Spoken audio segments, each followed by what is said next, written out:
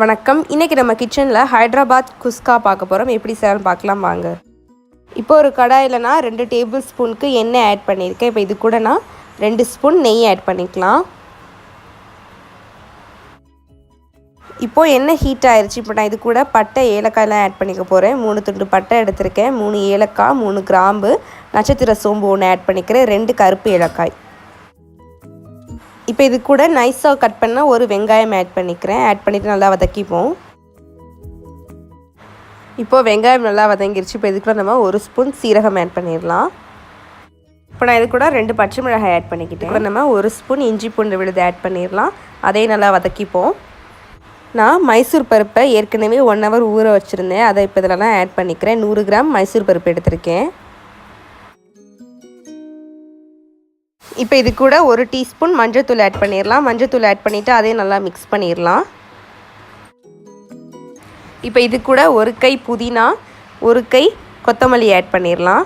Add பண்ணிவிட்டு ரெண்டையுமே நல்லா மிக்ஸ் பண்ணிடுங்க. நான் 1 கப் ரைஸ் எடுத்திருக்கேன். ஸோ அதுக்கு இப்போ நான் 2 கப் தண்ணீர் ஆட் பண்ணிக்கிறேன். தண்ணீரை ஆட் பண்ணிட்டு நல்லா மிக்ஸ் பண்ண பிறகு தேவையான அளவு உப்பு ஆட் பண்ணிக்கோங்க. இந்த மாதிரி நல்லா கொதிச்சு வரையில் நீங்கள் அரிசி ஆட் பண்ணிக்கோங்க. நான் 1 மணி நேரத்துக்கு முன்னாடியே 1 கப் அரிசி எடுத்து தண்ணீரில் போட்டு ஊற வச்சுருந்தேன். இந்த மாதிரி கொதிச்சு வரையில் ஆட் பண்ணிக்கோங்க. இப்போ அரிசியை நல்லா மிக்ஸ் பண்ணிடலாம். நான் நார்மல் ரைஸ் தான் எடுத்திருக்கேன். இந்த மாதிரி தண்ணி நல்லா வற்றின பிறகு நம்ம தம் போட்டுடலாம். ஸோ இந்த மாதிரி நல்லா வற்றின பிறகு ஒரு நியூஸ் பேப்பர், நல்லா கனமான நியூஸ் பேப்பரை எடுத்துக்கோங்க. எடுத்துகிட்டு மேலே வச்சுட்டு கனமான மூடியை வச்சு மூடிடுங்க. அடுப்பை சிம்மில் வச்சுட்டு டைட்டாக மூடிடுங்க. ஒரு 15 மினிட்ஸ் கழித்து பார்க்கலாம். 15 மினிட்ஸ் கழித்து நம்ம ஓப்பன் பண்ணியாச்சு. இப்போ நமக்கு ஹைதராபாத் குஸ்கா ரெடி ஆயிடுச்சு. ரொம்ப சிம்பிள் அண்ட் ஈஸி தான். 15 மினிட்ஸ் மூடி வச்ச பிறகு எடுத்துட்டிங்க அப்படின்னா நமக்கு ரெடி ஆயிடுச்சு. ரொம்ப சிம்பிள் அண்ட் ஈஸி, ரொம்ப டேஸ்டியும் கூட.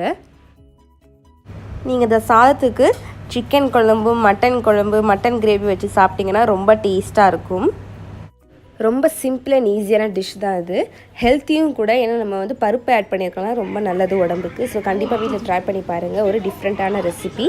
ட்ரை பண்ணி பார்த்துட்டு எப்படி இருக்குது அப்படின்னு சொல்லிட்டு கமெண்ட் செக்ஷனில் ஷேர் பண்ணுங்கள். லாஸ்ட்டாக மேலே லைட்டாக கொத்தமல்லியையும் தூவிடுங்க.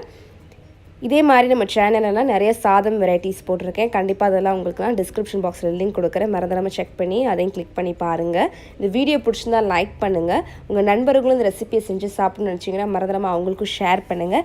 நீங்கள் என்ன எங்கள் சேனலை சப்ஸ்கிரைப் பண்ணலைன்னா சேனலையும் சப்ஸ்கிரைப் பண்ணிடுங்க. தேங்க்யூ.